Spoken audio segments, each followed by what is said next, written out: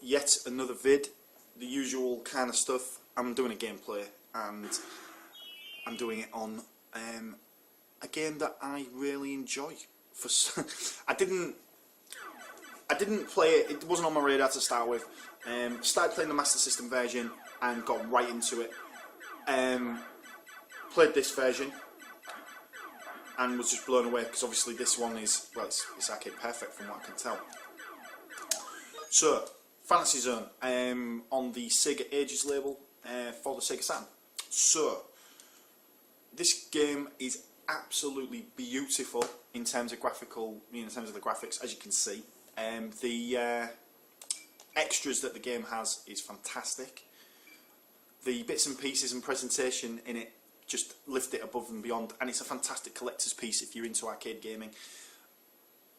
I can only imagine how much fun the people must have had putting the extras into this version. Let's have a look and see. So I've got on the option screen here, obviously you can actually choose USA, so you can actually get the story as well. Let's have a look. Now the saturation level, I can't understand the saturation level. Basically you can turn down the saturation like that. Now if you turn it to its lowest setting, right, which is none, the game's in black and white, or grey even. It's not even black and white, it's like grey, which is, why would you do that? But anyway, there you go. Value level actually turns down the colour. Again, why would you have that on the lowest setting? I can't see a bloody thing. So you turn it up, obviously. Now, in terms of the game, if you've played Fantasy Zone before, then you'll know straight away where you are. I've managed to get a couple of secret options. You can actually change the music title. You can actually correct that. I don't know what that is actually.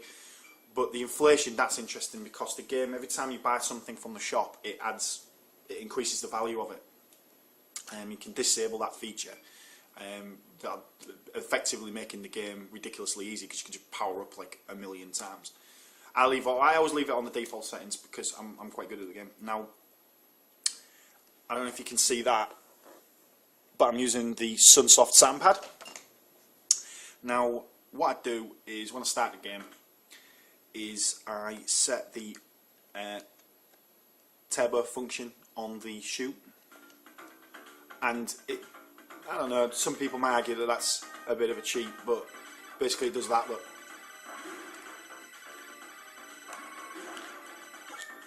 So if you're playing the game, I tend to avoid me personally, I tend to avoid the shots early on, and I tend to just go for the bonuses early, you know, and just take it easy on the first couple of levels, and just do what I need to do to get the levels completed. I tend not to use the bombs, and I just tend to get through it relatively quickly. Not massively bothered about the currency to start with. Just get what I can when I can, and when I get to certain bosses, that's when I start laying on the smart bombs and things like that. It gets a bit frenetic if you don't do it fast enough. So, but I tend to just whoa! I got smashed. Gutted. Oh well, not a problem, because I'll be able to get a level done a bit quicker. Now, strictly speaking, you're supposed to use certain types of bomb and certain types of certain types of shot on certain baddies. And me, I just keep it default for the first couple.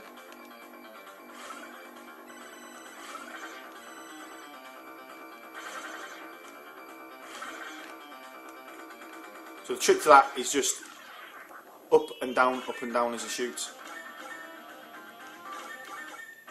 There you go. There's a bit of currency there. Now on this one, just ignore the shop again. And just dive in.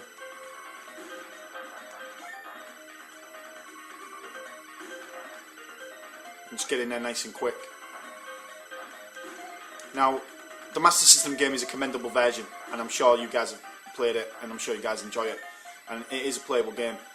And I enjoyed it. I got to the end of it, and I just thought it was awesome. Obviously, I never played this version. Obviously, I never played the arcade version. Whoa! I didn't want to go in the shop. Exit. Get out. Yeah. So, as you can see, it's beautiful. I never played the arcade version before, obviously, So I only played like the Master System game in the early days, and I really got a lot out of it. It was a massive experience for me, especially the point when you die like that. That's the best bit. Shit. I'm doing an absolute crap job, but I'm hopefully going to get to the... Oh, what am I doing? I can just go that way. If you look at the bottom, there's a map there, and that map is just... It's really basic. It just basically tells you where the baddies are to... You know, where the main sort of hubs are to destroy. Now I'm on the boss. This one's a little easier. You just shoot the green stuff whilst getting killed like that. That is the key to success there. That is what you do. Basically, you let the shots just rain down and then crack into you and then blow you up. That's how you do it. That's my favourite bit.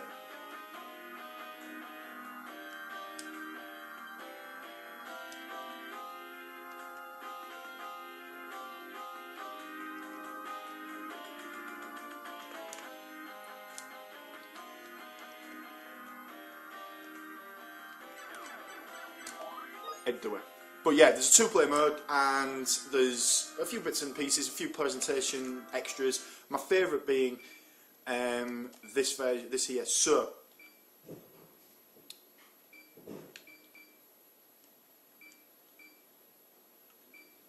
here we go. So this one is your trace record and trace play and things like that. Now, if you remember Sega Ages, if you remember Afterburner 2. On Afterburner 2, that's got a similar thing here. Now, what you can do is you can actually record your gameplay, which is unbelievable, and then obviously save that to your cartridge memory, if you've got the cartridge memory inside. Now, what I do is I like to look at the demo plays. So the demo data has some really cool things in there. So there's a trick play. There's the gameplay on hardest setting, and what they call assault, where the guy just basically goes mental and blows the crap out of everything. I always like to go on so let's go on the trick play, and because that is pretty interesting. And what we'll do is we'll stick the arranged music on. So we'll actually do the arranged soundtrack, and let's give it a whirl. So this is the arranged soundtrack, and this is supposedly the trick play.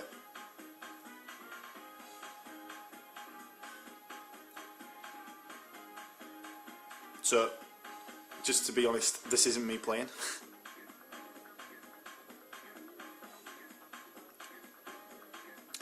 But it's pretty sweet, isn't it?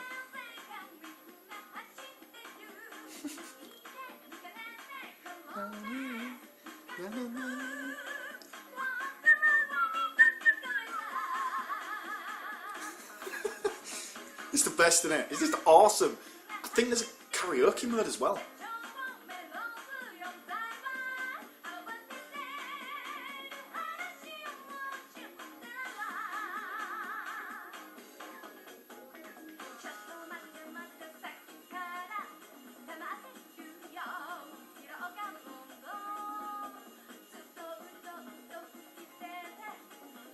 Clever. It is clever.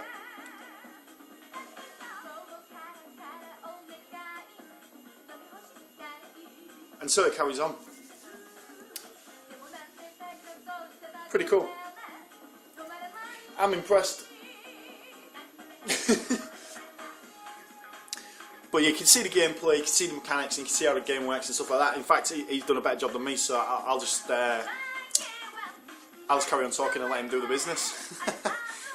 But the music, brilliant. The game's inspired, and the way that they've made the game, the way that they've, you know, the love that they've given to the game, just adds to it. And it just makes it a really nice collector's piece. It just makes it something really special to be shared, really. So I thought I'd share it with you guys. If you've got a Saturn, do yourself a favour, try and dig this game out somewhere, try and find this game, because it's beautiful. It's a heartwarming game. It's just one of those games that makes you feel good. And it's something that I would definitely recommend to anyone to have a go at. The noteworthy versions are the Game Gear version, the Mega Drive version, which the Mega Drive version is as near as damage you're going to get to Arcade Perfect. The Master System game, I can only recommend that really for nostalgia reasons. If you've ever played the original Master System version, you'll know that it's it's pretty damn special in, you know, considering, you know, it's pretty cool. Alright guys, so there you go. Have a good one, and I'll see you on the next.